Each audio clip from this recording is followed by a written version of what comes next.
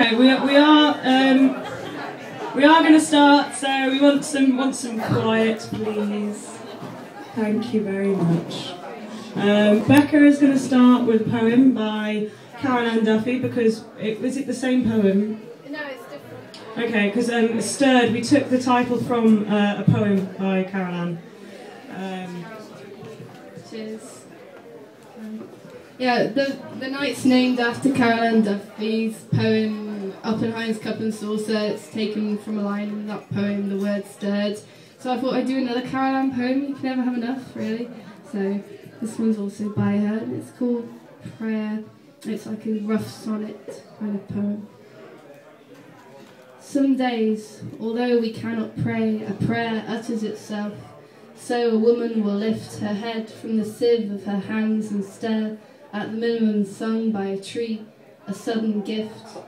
Some nights, although we are faithless, the truth enters our hearts, that small familiar pain, and a man will stand stock still, hearing his youth in the distant Latin chanting of a train.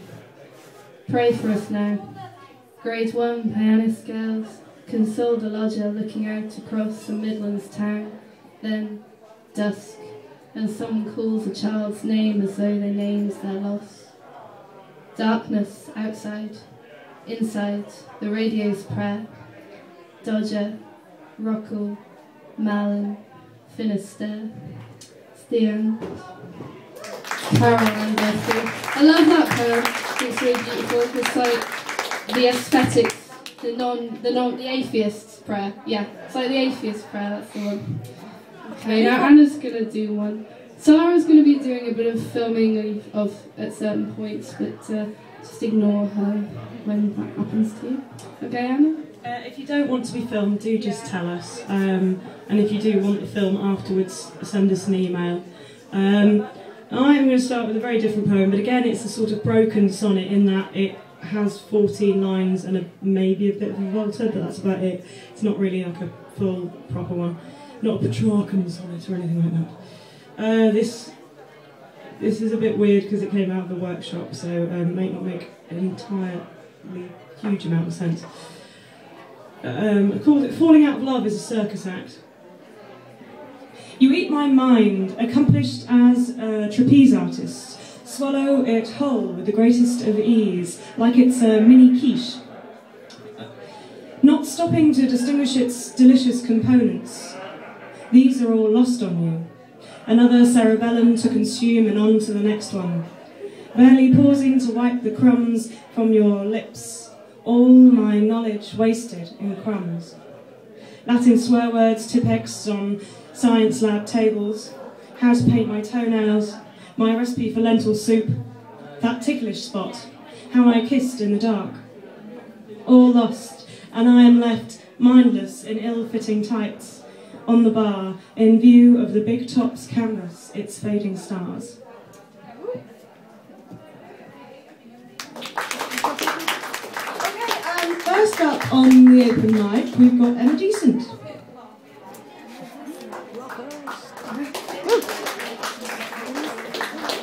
Oh yeah, everyone who is on the open mic list, if you didn't know already, you've got 5 minutes, or less if you happen to have less.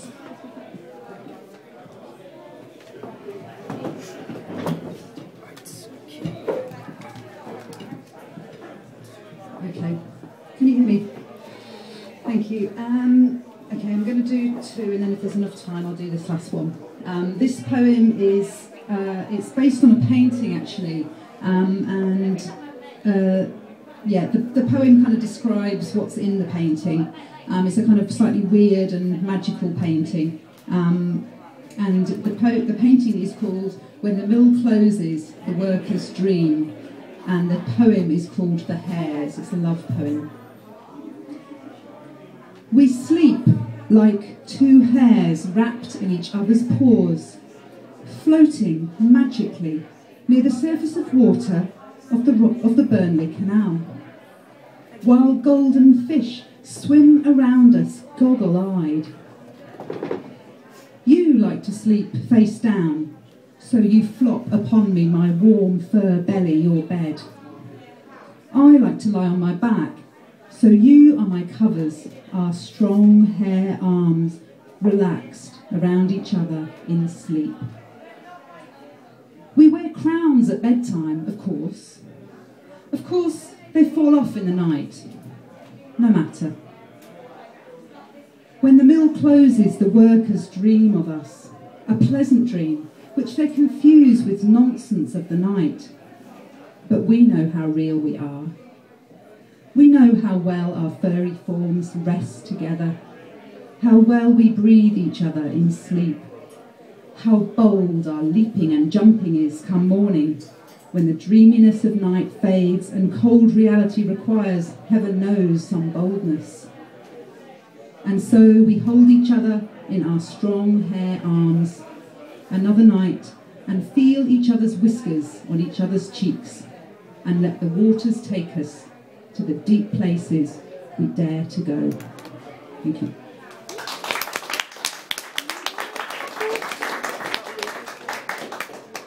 This poem, I went on a trip recently. I went on a world travel this year for a couple of months, and this poem that I'm going to do now was the last poem I wrote before I went, and it sort of, I kept it folded in my back pocket for the whole time, and you can see what state it's got into, but it kind of gave me some sort of strength on my journey, and it's called What the Stone Said. Hold yourself tight. Bind yourself in your own arms. Open yourself wide, wide like a big child's drawn eye, like a big child's drawn fish without a tail.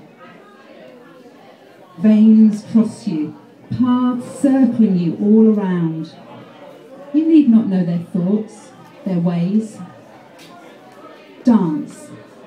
Plant your legs wide on the earth like a pyramid. Hold up your arms up and out. Your centre will hold you. Don't think so much.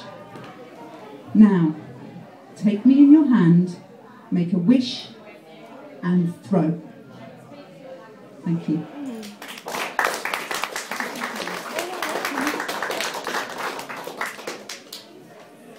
This one is, it's called Me. I am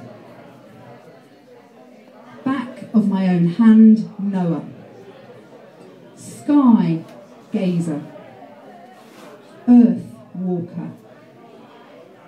I am tomboy, tree climber, knee scabber, wall climb overer, minor trespasser, playing outer.